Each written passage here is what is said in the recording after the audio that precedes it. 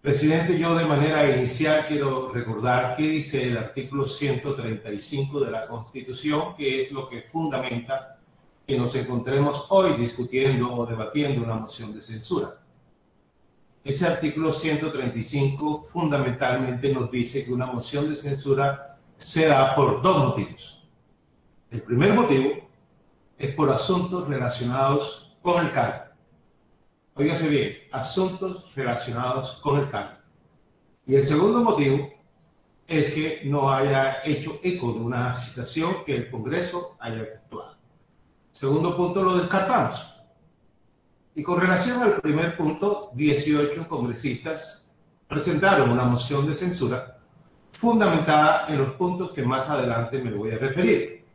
Por cierto, es importante mencionar que 5 de esos representantes también firmaron la misma moción de censura en el Senado de la República.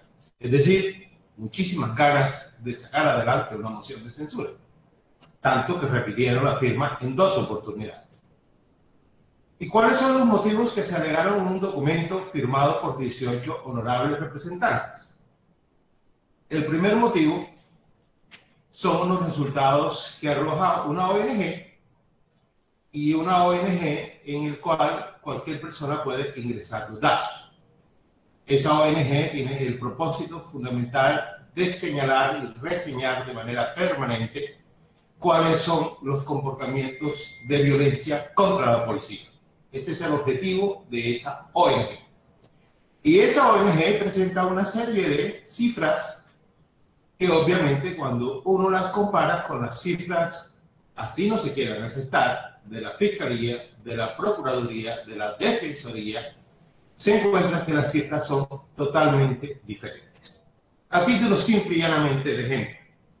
Por ejemplo, la ONG dice que se han presentado 43 homicidios y los organismos a los que me he referido nos dan información de 17.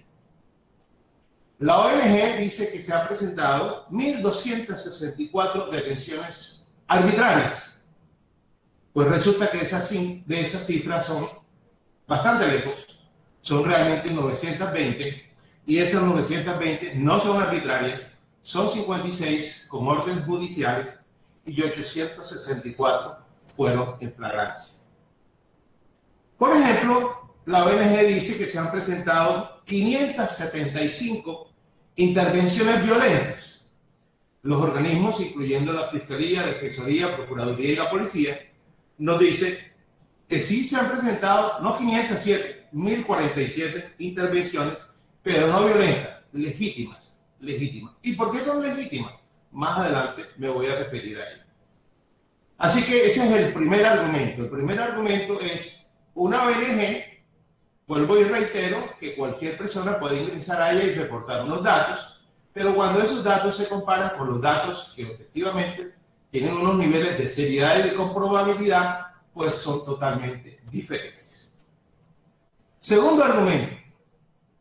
El segundo argumento es el tema de las redes sociales.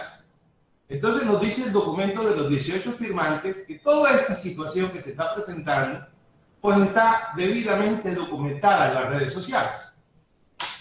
Pues a mí me encantaría recordar unas palabras del rector de la Universidad de los Andes, que hace pocos días nos dijo que el gran problema que estaba sucediendo en la política en Colombia era que precisamente se presentaban a través de las redes sociales videos de 10 segundos totalmente descontextualizados y que fundamentalmente a través de las redes sociales se presentaba una información sin ningún tipo de argumento. Dijo Alejandro Gaviria. Por cierto, la alcaldesa de Bogotá se refirió a esos mismos protagonistas de las redes sociales como unas personas muy dedicadas a ser youtuber. Entonces, esa es la primera parte. Esa es la segunda parte del documento. Pero esa segunda parte del documento también hay que tener en cuenta que hay una información seria que nos ha dicho que hay 7.770 cuentas ilegales que se han dedicado a dispersar información por todo el país, dando información falsa. Inclusive, la misma Policía Nacional ha tenido que demostrar públicamente que muchísimas de esas informaciones son falsas y ha documentado 170 de esa documentación. Es decir, no podemos imaginarnos entonces que las redes sociales sirven de fundamento para atraer a un ministro de moción de censura cuando precisamente esas redes sociales están debidamente cuestionadas. Pero ahí dentro del tema de las redes sociales se menciona que eso inclusive lo ratifica la Defensoría del Pueblo. ¿Y cuál es la cifra de la Defensoría del Pueblo que se supone está documentado en esas redes sociales? Supuestamente la parte que corresponde a desaparecidos. Y entonces veamos cuáles son las cifras de desaparecidos. Con relación a desaparecidos, las redes sociales que se mencionan allí dice que hay un número inmenso de desaparecidos, pues resulta que hay 35 equipos de los cuerpos de seguridad dedicados a buscar a todas esas personas desaparecidas. De esas personas desaparecidas, hay 548 que están previamente identificadas, pero de las cuales 153 no se tiene registro de ninguna naturaleza, desde el punto de vista de su identificación, y han sido ubicadas 227. Es decir, las cifras que muestran en las redes sociales, que inclusive aparentemente son soportadas, según ellos, en las redes sociales por la Defensoría del Pueblo, cuando se contrastan con las cifras, se encuentra que efectivamente no son ciertas. Pero allí mismo también se dice, en el documento, en el punto 2, que se ha actuado de manera violenta y que inclusive se ha utilizado la fuerza y que esa fuerza ha logrado inclusive utilizar armas. Pero veamos qué han encontrado las fuerzas del Estado cuando ha llegado a esos hechos.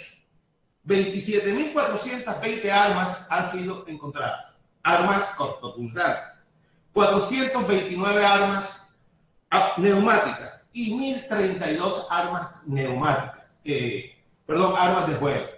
Esas son las cifras, es decir, no las de las redes sociales, son las que están debidamente documentadas por los organismos de vigilancia, inspección y control en materia política.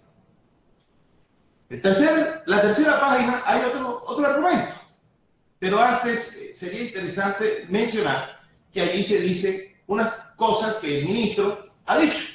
Yo me tomé el trabajo de revisar 33 comunicados de prensa que ha sacado el Ministerio de Defensa, 33. Y en los 33 no dice absolutamente nada de lo que se dice en el documento que motiva la moción de censura. Luego entonces, ya llevamos el cuarto punto, y en el cuarto punto encontramos que los sustentos de la moción de censura no tienen sustento en la realidad.